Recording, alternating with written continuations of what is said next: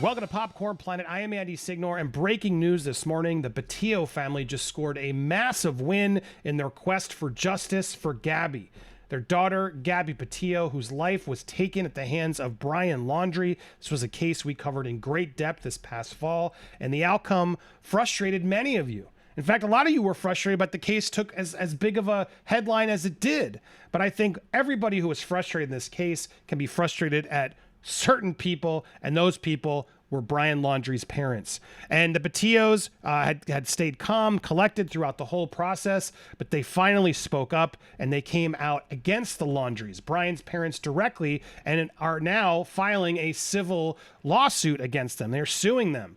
The Laundries tried to dismiss this case, saying this was ridiculous. The Laundries didn't do anything wrong. However, Judge Hunter Carroll has denied the Laundries' motion to dismiss the civil lawsuit filed by Gabby's parents in Sarasota County Court today, and we have the details thanks to JB and Brian Enton. Oh my God, how nice to hear these guys again. But I want to break down how important this is, because I also spoke to Peter Tragos, of the lawyer you know, to try and get some more information. And broadly, he did say, yes, they won the motion. Litigation and discovery now begin. The jury trial is still a long way off, and there's still a lot of hurdles to clear. My prediction, after listening to the judge's questions, was either he was denying the motion or granting it without prejudice and with leave to amend, which means they can try again. I knew he wasn't going to grant prejudice based on his questions, so this is great news for the Petitos, but it's far from over. He said, Laundries will fight all kinds of discovery questions because they will argue Brian was the bad actor and not them. Additionally, after all the evidence is out, they can file a motion for summary judgment, which is a tougher hurdle for them to win than the motion. The Laundries lawyer will argue with all the evidence in the record that they can't prove their case. So now the fight begins for the Petitos to get all the evidence. That's really what they need to do here. So let's focus on what they won, and then I'll break down what that means in the future of how hard this will still be for them. But the judge made a very, I think, fair and right verdict here. Today's ruling does not determine what happened to Gabby. Instead, today's ruling is technical in nature. It determines only whether Gabby Petito's parents stated a valid claim against Brian Laundrie's parents. Because of the Laundrie statement by their attorney,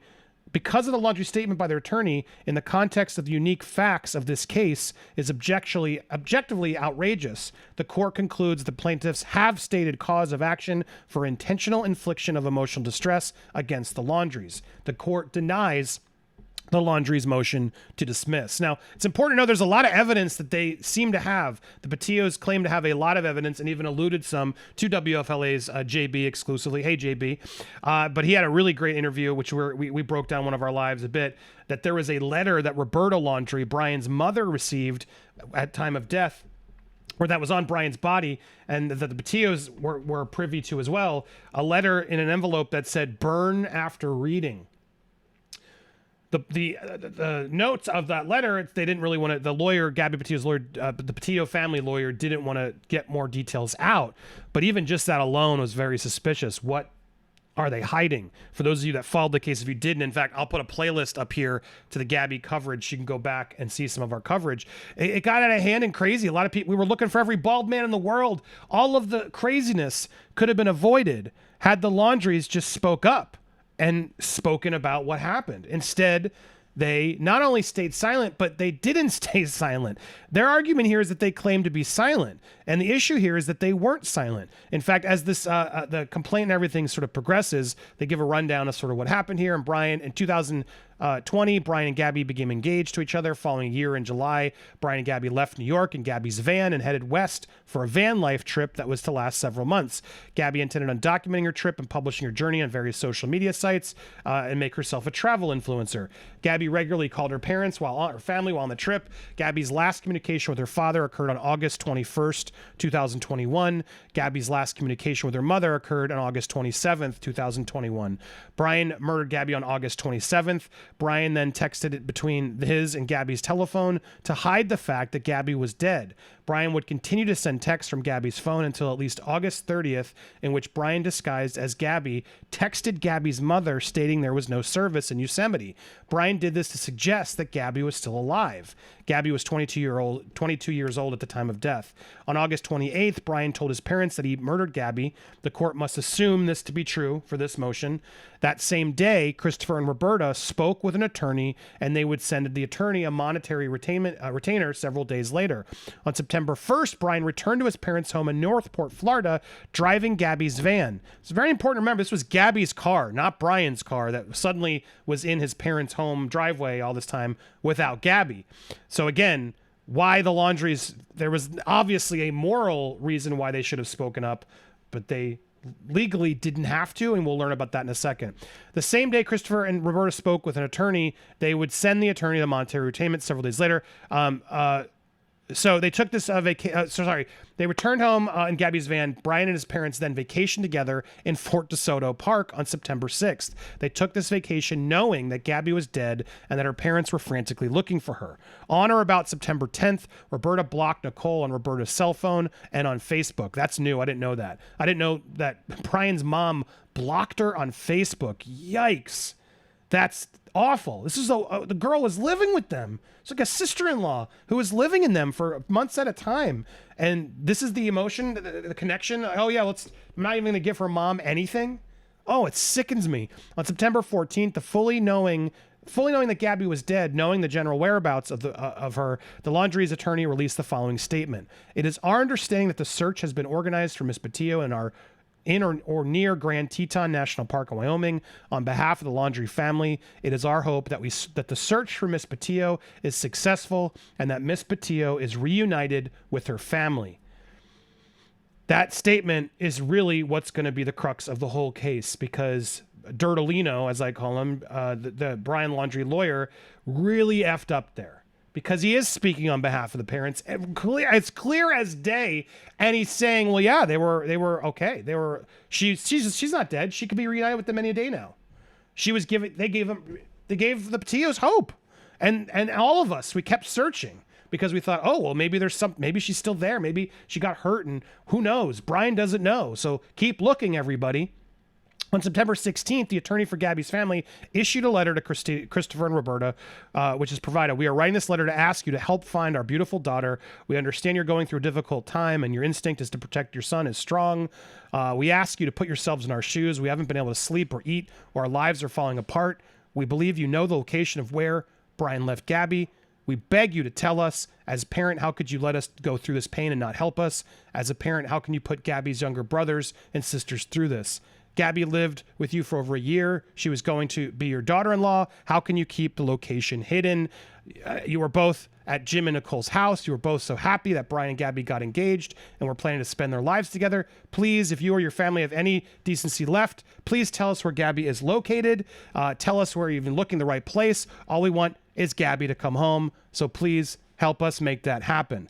Christopher and Roberta declined to respond to either Joseph or Nicole, instructing all communications be made through their attorney. The attorney would issue no comment when asked about Gabby. They did this knowing Joseph and Nicole's mental suffering, and by advising where Gabby was, they could prevent such additional mental suffering and anguish. They didn't want to know where she was, so they refused it, causing that mental anguish. Sorry, I had trouble reading that paragraph. The question for today is whether the plaintiff stated cause of action for tort. And so they get into the tort of like emotional distress and all that, what that means. But they make a very clear argument here that's like, look, even the Petitos acknowledged we struggle with the legal duty that the Laundries owed the Petitos. Legally, they owed them nothing. They didn't have to say anything. But as the judge says very clearly, if they had stayed silent, then I would have given this to had the Laundries truly stayed silent, the court would have granted the motion to dismiss the Laundries' favor. But they did not stay silent. The Laundries spoke in bold. This is what it was. Because they spoke, Christopher and Laundrie, through their lawyer, issued the following statement, an oral argument that the Laundries contended that was no allegation to blah, blah, blah, blah, blah. They're trying to justify it. That statement is really what caused this lawsuit to continue. The Laundries contend that their statement is not outrageous as a matter of law. In an oral argument, they suggested it merely was a plain statement. Plaintiffs, in contrast, countered during oral argument that the statement was knowingly false, designed to create false hope, and issued by the Laundries, who knew Gabby was dead and where their body was located. And yes, the elements of the intentional infliction of emotional distress and tort have been described in this as follows, sort of explaining, yes, by misleading and lying and knowing, you caused emotional distress. Therefore, yes, a jury can find you liable for hiding this information and lying about it, causing more emotional distress. And your lawyer absolutely was speaking on your behalf. In fact, the Johnny Depp case came up in this this hearing because the judge is like, look, we just learned that a person can be held liable for their attorney's statements. And in this case, way more egregious than what Adam Waldman said about Amber, which was true, by the way. I want to break that down again because I feel like a lot of us are missing that point. I don't know how that didn't get fought harder, but staying on this case, absolutely the Laundries spoke on. I mean, the Laundries lawyer spoke on behalf of them. It was sickening what he said, and so. Yeah, because of all that, then they label some other reasons.